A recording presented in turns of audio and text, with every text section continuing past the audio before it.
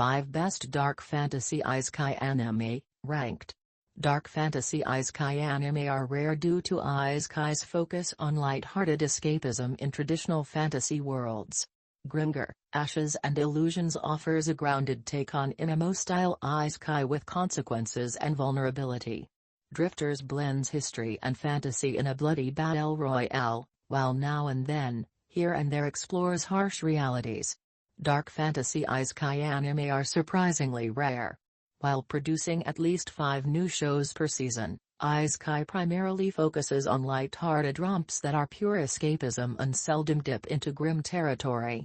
Most stories are easygoing power fantasies set in traditional medieval-style fantasy worlds, and they generally opt against pushing their protagonists, both physically or morally. To be clear, there is nothing wrong with a low fantasy adventure, and Isekai has proven to be a great resource for these types of stories. However, sometimes, a darker or more mature narrative can be refreshing, especially when executed well. Therefore, let's take a look at the best dark fantasy anime. Honorable mentions: the following Isekai anime are more mature than dark, but they deserve a shout-out since they have their moments. Mushoku Tensei, the Isekai element touches upon fairly serious ideas, but Rudy's backstory is the only really dark part. The Rising of the Shield Hero, while the inciting incident is very dark for an isekai, the anime quickly settles into a standard fantasy tone as it progresses. Saga of Tanya the Evil, the World War I war setting enhances a fairly conventional power fantasy.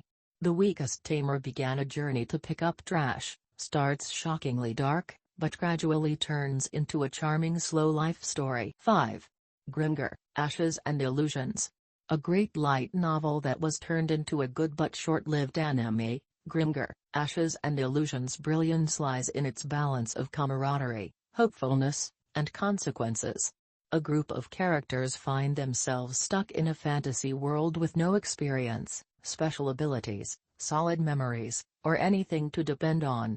Consequently, they form a party and try to work together to survive, knowing full well that even a basic encounter against low-level monsters is a life-and-death struggle. While not relentlessly dark or action-packed, Grimgar constantly reminds viewers that its heroes are nothing more than vulnerable rookie adventurers who are desperately adapting as they go. Mistakes are severely punished, and they make a lot of them.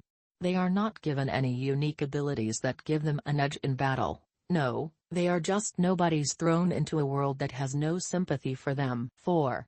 Drifters. A dark fantasy isekai anime does not necessarily have to take itself that seriously. Overall, Drifters is pretty silly, both in theory and, at times, execution.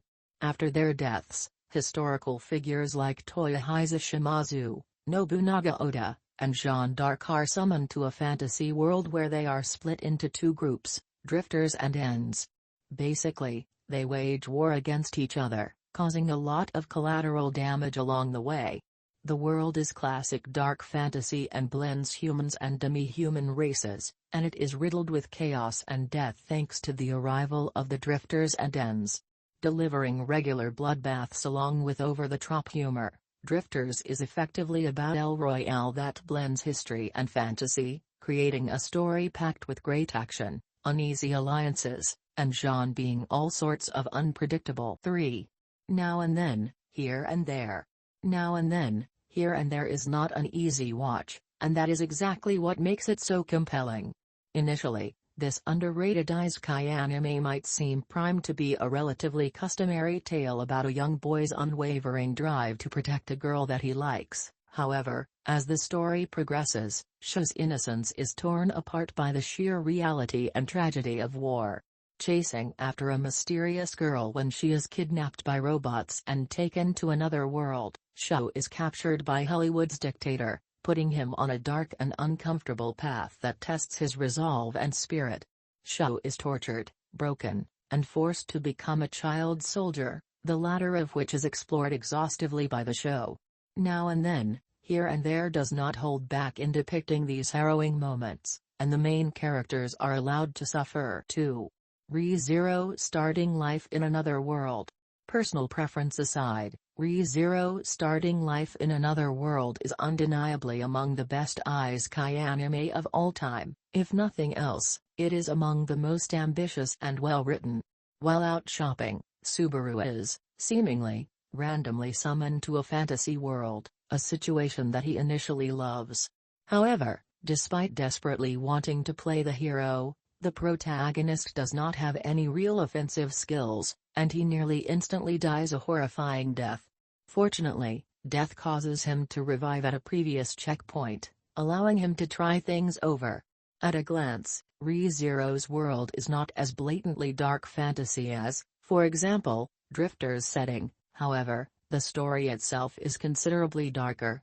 While his reset ability might seem overpowered, Subaru experiences severe PTSD from his regular deaths, some of which are brutal and horrific. The first season specifically tears down Subaru, emphasizing his weaknesses and self-absorption, all to allow him to grow to be a better person. Fall 2024's Re:Zero Season 3 should be adapting Arcs 5 and 6 from the light novels, the latter of which contains one of the darkest moments in any isekai story. 1. Overlord. In terms of overall quality, Re:Zero is the pick of the bunch. However, no other isekai series screams dark fantasy as loudly as Overlord. Aesthetically and narratively, Madhouse's adaptation of Kyugane Maruyama's light novel series is arguably the definitive dark fantasy anime, even removed from the isekai theme. While not excessively gory or humorless, the series is nevertheless grim, chronicling an OP protagonist's gradual domination of a fantasy world that is far from capable of presenting any resistance. Formerly just a guy playing an MMORPG as a relatively powerful mage, the protagonist ends up stuck as his character, Ain's Oilgown, in a similar world as the game, albeit one that is far less developed magically. To make matters worse for everyone else, Ain's is supported by NPCs who are all extremely powerful, intelligent, and dangerous, and they think absolutely nothing of humans. Along with destroying anyone foolish enough to threaten his people, Ain slowly loses any remaining traces of his humanity, transforming from someone playing a villain to just a straight-up overlord. Unlike the other mentioned series, Overlord is unique since its protagonist is not sent to a dark fantasy setting but effectively causes it. Consequently, the anime gets progressively darker as Ain's and the Great Tomb of Nazarik's reach extends further across the world, throwing the power balance completely off. Hello. Thank you for watching the video. Be sure to like and subscribe. If you have any suggestions for future content, comment and let me know. I know many are not comfortable with AI art, but I am saving to gather supplies to delve into other art styles. It will take time, but I am hoping to get into resin, woodworking, and metalworking. All I ask, please enjoy my videos.